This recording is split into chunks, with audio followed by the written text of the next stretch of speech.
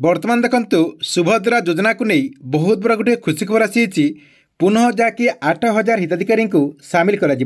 सुभद्रा योजना अधीन आगुरी आपणकर 8,000 हिताधिकारी जहाँकि बाद पड़ते से 8,000 हिताधिकारी को एवं जहाँकि सामिल कर पुणी थे सुभद्रा योजना अधीन सामिल होगी टंका पाइपर। एने गोटे बहुत बड़ा अपडेट होती जहाँकि आपण को मुझे वीडियो माध्यम पूरा डिटेल जनदेवी जे क्यों 8,000 हिताधिकारी को सुभद्रा योजना अधीन सामिल कर से हिताधिकारी मैंने पुणी थे सुभद्रा योजना अधीन टंका पाइपर। तेबे सरकार तरफ क्यों 8,000 हिताधिकारी को सुभद्रा योजना अधीन पुनः सामिल कर केबेठारु टंका पाइपर जहाँकि आपण को मुझे वीडियो माध्यम से नहीं पूरा डिटेल जनदेवी से भिडियोटी को आपने शेष पर्यंत देखंतु। ता पूर्व वीडियो को गोटे लाइक कर दिंतु एवं जो मैंने चैनल को नुआ आसथिबे चैनल को सब्सक्राइब करके पाखरे थिबा बेल आइकन को क्लिक करके ऑल नोटिफिकेशन ऑन कर दिंतु।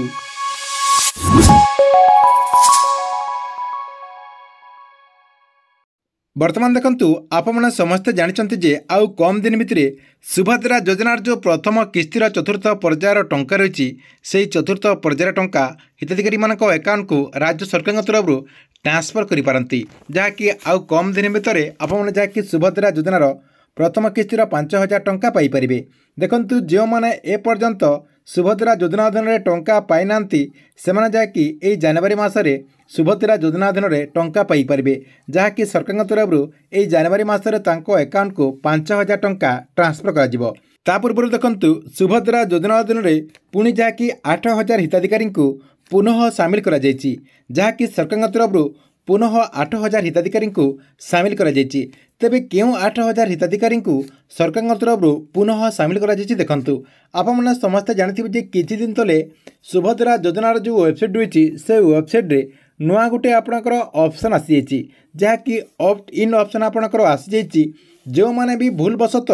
सुभद्रा योजना अधीन आपणकर ऑप्ट आउट ऑप्शन रे क्लिक करके सबमिट कर देथिले तांकरी पई माननीय उपमुख्यमंत्री प्रभाती परिडा नुआ गोटे आपणकर अपडेट नहीं आछंती जोंथिरे कि जो माने भी आपणकर ऑप्ट आउट ऑप्शन रे क्लिक करके सबमिट कर देथिले सेमने जाकी एबे ऑप्ट इन हे पारिबे। देखंतु पूर्वरु सरकार तरफ जहाँ कि तथ्य रही जे 8,700 केते जन आपणकर 735 ना केते जन जाकी ऑप्ट आउट ऑप्शन रे भूलवशत क्लिक करके सबमिट कर देथिले सेमने जाकी आपणकर ए नुआ ऑप्शन आसबा हेतु पुणी थे से 8,000 हिताधिकारी जाकी पुनः सामिल हो पारे से जहाँकि पुणी थे सुभद्रा योजना अधीन सामिल करके आपणकर ये योजनार जो लाभ रही से लाभ दिज्व बोली माननीय उपमुख्यमंत्री प्रभाती परिडा जहाँकि सूचना देते किंतु जो मैंने भी भूलवशत ऑप्ट आउट ऑप्शन रे क्लिक कर देते से जहाँकि एवं आपणकर ऑप्ट इन करने को पड़ो। तेबे आपने केमिति ऑप्ट इन करें देखंतु सुभद्रा योजनार जो वेबसाइट रही से वेबसाइट को आप ओपन करदे ओपन करदेला ये आपणकर देखंतु गोटे बॉक्स रही ऊपर आपणकर देखंतु आवेदन स्थिति लिखाई ये आवेदन स्थिति रे आपण क्लिक करदे देखंतु मुझे क्लिक करदेली से क्लिक करदेला आपण सामने जहाँकि एमती गोटे पेज ओपन ओपन हो गला ये देखंतु आपणकर आधार नंबर लिखाई ये आपणकर आधार नंबर टी देदेवे देदेला ये आपणकर गोटे बॉक्स रही ये आपणकर देखंतु गोटे बॉक्स रही बॉक्स रे आपण राइट मारदेवे राइट मारदेला लॉगिन रे आपण क्लिक करदेवे। देखंतु लॉगिन रे क्लिक करदेला रजिस्ट्रेशन कला समय जो मोबाइल नंबर आपड़ देथिले से मोबाइल नंबर को गोटे आपणकर ओटीपी जीव ओटीपी गला आपन जाकि सेठी सबमिट करदेवे सबमिट करदेला आपन सामने जाकि आउ गोटे पेज ओपन हो देखंतु आपन सामने एमती गोटे पेज ओपन हो गला ऊपर देखंतु आपणकर लिखाई सेल्फ डिक्लेरेशन फॉर ऑप्ट इन आपन जाकि एठी ऑप्ट इन करें।